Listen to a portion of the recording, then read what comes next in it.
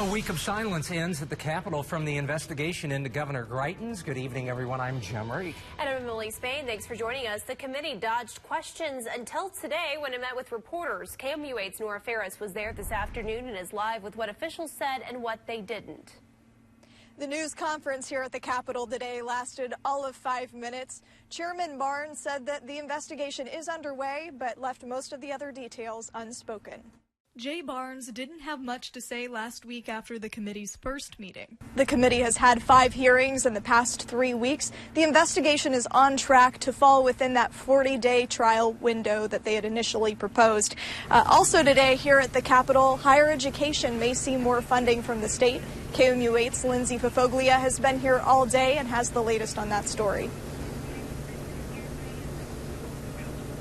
I'm here inside the state capitol where the House Budget Committee hearing is still going on, and it probably won't wrap up for a few more hours.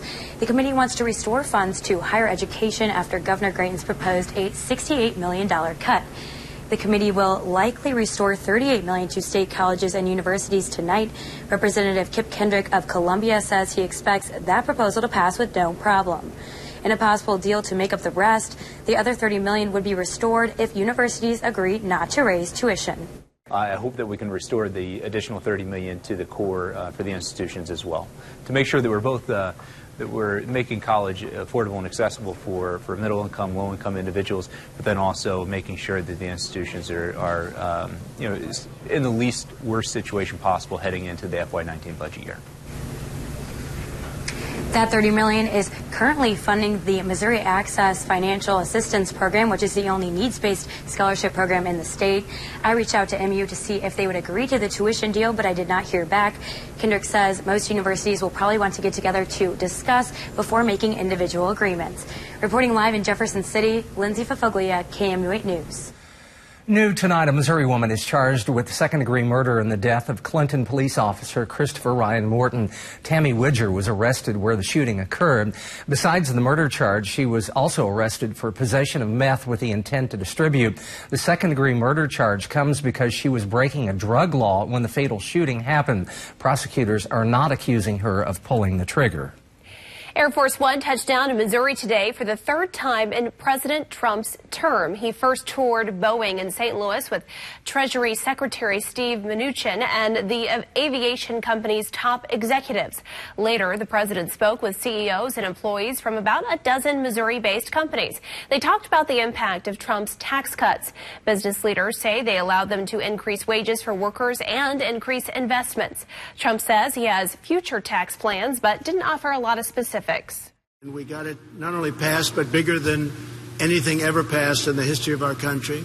And we're now going for a phase 2. We're actually going for a phase 2, which will help, in addition to the middle class, will help companies, and it's going to be something I think very special. When the president first arrived in St. Louis, he took the time to greet and talk with supporters. A group of about 100 people, including some Mid-Missourians, awaited the president on the tarmac. Well, it was amazing. I mean, 34 years old, and I've never shook the hands of any president. So to me, regardless of which political party you support or like, just to be able to shake the hand of the president was a really neat moment. The president also came to town to meet with Attorney General Josh Hawley. They held a private fundraiser tonight for Hawley's Senate campaign, which kicked off yesterday. Here in Columbia and around the country, students walked out of school today to stand in solidarity with students in Florida. The demonstration comes exactly a month after the Florida shooting. It lasted for 17 minutes to honor the 17 students and teachers who died. More than 200 students at Hickman High walked out. They want lawmakers to pass stricter gun control policies. If you don't feel safe in school, it makes for a really bad learning environment, and it takes away from any sort of culture that a school is trying to create. Look how many walkouts are going on today. They're all calling for change, but all of them are walking out. It's the masses. That's the problem. If you want to, you got to make a stand. Be your person, educate yourself, and make a change for for the greater good. Students who supported the walkout believe what they did will make a difference. Students throughout Missouri joined today's nationwide protest. Several schools in Kansas City and St. Louis required students to sign permission slips. Students at Maplewood Richmond Heights High School in St. Louis set up 17 empty white chairs outside to symbolize the losses in Florida. In the nation's capital, thousands left the classroom for the White House. They carried signs and repeated chants against the National Rifle Association like NRA killing kids is not okay. The group called for President Trump and Congress to pass stronger gun control laws. And at the Florida high school that started the movement, students marched to the football field for 17 minutes of silence, 1 minute for each of the victims. We have an update on the Florida school shooting suspect. Prosecutors are refusing to take the death penalty off the table for Nicholas Cruz. Cruz was in court today, arraigned on 34 charges total. This comes a day after prosecutors said they will seek the death penalty. Cruz's attorneys say he would plead guilty if the death penalty wasn't pursued. If found guilty, he faces that or life in prison with no possibility of parole. On Capitol Hill, Congress passed the first gun-related bill since the Florida shooting. It would give money for training and coordination between schools and police. It would provide $500 million over the next 10 years.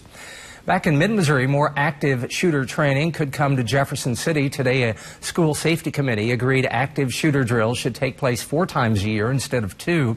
The district will use a new online training module so teachers and staff will be prepared. The district believes the more you practice, the better. And it's the same thing. The more we practice something, the more your muscle memory will react to those type of situations. If you know that this is going down, you don't have to think, what do I do? You just do it. You react to it. The committee plans to meet more often to come up with more ways to stay safe. Here's what's happening right now. A Kansas family is waiting to get its dog back after United Airlines accidentally flew it to Japan. The Swindles flew from Oregon to Kansas City Tuesday and went to pick up their German Shepherd, Ergo. But instead, they got a Great Dane. They then learned the airline switched the 2 dogs. United Airlines put Ergo on a flight back to KC, but it isn't clear when the dog will make it back. We had a lot of sunshine today, but rain is on the way. Let's send it over to Kenton to get a check at your latest forecast. Hey, Kenton. Hey, Emily, thank you very much. Kenton, thank you very much. Stopping racial inequality in Boone County. That's coming up next. Plus, across the pond, the UK is punishing Russia. We'll explain how deep these sanctions go when we return. Welcome back. Boone County leaders hosted a town hall type discussion through the Inclusive Excellence Program. It traced the historic background of segregation in the county and what fuels it today. KOMUH Justin Kolar attended that meeting and is here to tell us how the community plans to move forward. Yeah, this passport, actually, the Inclusive Excellence Passport, is filled with information, all detailing how Boone County can become an inclusive community that values all cultures. I received my first stamp tonight, which officials tell me is the first step. A sizable crowd of all backgrounds gathered at Daniel Boone Regional Library this evening. Staff says the best way to become an inclusive community is for its citizens to speak up whenever they see wrongdoings and understand that all people have different lived experiences. In the studio, Justin Kolar, KOMU8 News. Conservative media analyst Larry Kudrow will be President Trump's new top economic advisor. He replaces Gary Cohn, who resigned last week as the director of the National Economic Council. Kudrow was Trump's informal economic advisor during his election campaign. He supports free trade, but is against the tariffs on steel and aluminum imports that Trump signed just last week. 23 Russian diplomats will have to leave the UK. That's the biggest expulsion since the Cold War. Prime Minister Theresa May says they have a week to get out of the country. She also announced a range of economic sanctions and more diplomatic measures, one of them taking away an invitation for Russia's foreign minister to visit. This comes after a nerve agent attack on a former Russian spy and his daughter who live in the UK. British officials have traced that attack to Russia, and United Nations Ambassador Nikki Haley says the United States will support the UK in holding Russia accountable. When our friends in Great Britain face a challenge, the United States will always be there for them. Always. Alone, Russia's crime is worthy of this council's action. But this is not an isolated incident. Haley also noted Russia recently complaining the UN criticizes them too much. She says the UN would stop talking about them if Russia turned over all information related to that nerve agent. All right, let's take a look at our flight forecast for the day tomorrow. We're not expecting any delays in these areas. You can see warmer temperatures there too, 60s and 70s, 77 in Dallas tomorrow. Now we do have rainfall arriving on our Friday. I'll track that hour by hour, look ahead to the weekend and even next week too. That's coming up right after the break. A mid-Missouri town is feeling pressure, water pressure that is, to change its pipes. That's after weather. Today was the 17th annual Disability Rights Legislative Day at the Capitol. Hundreds of supporters gathered for the cause. Lawmakers and those who have lived with a disability spoke. They advocated for equal rights in the workplace as well as fair treatment. Begin to be with us, begin to know us, and you're going to open the door to a lot of great things. So don't think limitation when you think disability. Think gift. The ceremony ended with a moment of silence for Carl DeBrody, a disabled man who was killed last year in Callaway County. Sedalia's water department is finally ready to throw out the old parts and bring in the new ones after 100 years. Water pressure has been an issue in the community due to mineral and calcium buildup. The new renovations will cost the city more than $11 million. Starting in April, residents will have to pay an extra $3.14 per month. One business owner says the water buildup was so bad she could only use purchased distilled water for her store's coffee maker. Like a wet film. It's like a hard, kind of like crusty film that you have to scrub off the inside of it from the water. Heisterberg says the bill increase is worth it for the construction starting this summer. A national study ranked Boone County as one of Missouri's healthiest counties. The report shows the county ranked 9th out of more than 100.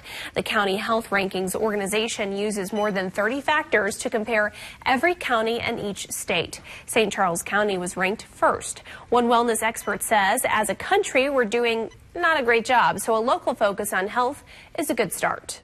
If we can change that here in Missouri, then that's where we have to start. Just like with anything else, you have to start with the individual and the self and the smallness, and then it will grow. Boone County ranked 3rd in how healthy the county is likely to be in the future. You can view the full Missouri report and all state rankings on KOMU.com. Miles don't matter to a Columbia team. That's next in sports. Coming up on KOMU 8 News today, the Highway Patrol will be keeping an eye on your driving habits this St. Patrick's Day weekend. We'll explain how troopers have a new initiative to keep those celebrating safe. Join Megan Judy and Landon Burke tomorrow morning at 4:30. Kenton. Until Sunday evening. Got to get out there and enjoy that pretty weather tomorrow. Yeah, spring-like for St. Patrick's Day weekend. All right, and spring starts next Tuesday. Next Tuesday, it's right around the corner. All right, can't wait. That is our time for now. Thanks for joining us. Have a great night.